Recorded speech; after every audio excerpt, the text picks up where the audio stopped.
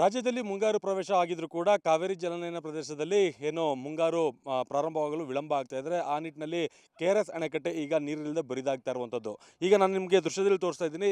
ಮಂಡ್ಯ ಜಿಲ್ಲೆಯ ಶ್ರೀರಂಗಪಟ್ಟಣ ತಾಲೂಕಿನಲ್ಲಿರುವಂಥ KRS ಅಣೆಕಟ್ಟೆಯ ದೃಶ್ಯಾವಳಿಗಳನ್ನು ನೀವು ನೋಡ್ಬೋದು.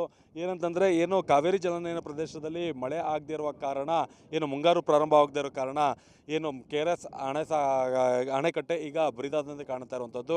ಹೇಳಿ ಕೇಳಿ ಇದನ್ನು ಕೃಷ್ಣರಾಜ ಸಾಗರ ಅಂತೇಳಿ ಕರೀತಿದ್ದಂತು. ಈಗ ಸಾಗರ ಸಂಪೂರ್ಣವಾಗಿ ಬರದಾಗಿರುವಂಥದ್ದನ್ನ ನೋಡ್ಬೋದಾಗಿದೆ. ಮತ್ತು ಇಲ್ಲಿ ಏನು 107 ಗೇಟ್ಗಳಿದ್ದು ಈಗ ಎಲ್ಲ ಗೇಟ್ಗಳು ಕೂಡ ಖಾಲಿಯಾಗಿ ಕಾಣ್ತಾ ಇರುವಂತಹ ದೃಶ್ಯಾವಳಿಗಳನ್ನ ನೋಡ್ಬೋದು. ಈಗ ನೀವು ನೋಡ್ತಾ ಇರುವಂಥ ದೃಶ್ಯದಲ್ಲಿ ಏನು 103 ನಂತರದ ಗೇಟ್ಗಳನ್ನ ನೀವು ನೋಡ್ತಾ ಇದ್ದೀರಾ.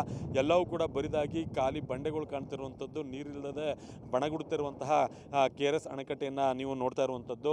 ಏನು ರಾಜ್ಯದಲ್ಲಿ ಮುಂಗಾರು ಕೈ ಕೊಟ್ಟಿರುವ ಕಾರಣ ಈಗ ರಾಜ್ಯದ ಜನಕ್ಕೆ ಇದೊಂದು ಕುಡಿಯೋ ನೀರಿನ ಮತ್ತು ವ್ಯವಸಾಯಕ್ಕೆ ವರದಾನವಾಗಿದ್ದಂಥ ಅಣೆಕಟ್ಟು ಈಗ ಸಂಪೂರ್ಣವಾಗಿ ಬರದಾದಂತೆ ಕಾಣ್ತಾ ಇರೋದು. ಪ್ರಸ್ತುತವಾಗಿ 81 ಅಡಿಯಷ್ಟೇ ಮಾತ್ರ KRS ಜಲನಯನ ಪ್ರದೇಶದಲ್ಲಿ ನೀರಿರುವಂಥದ್ದು.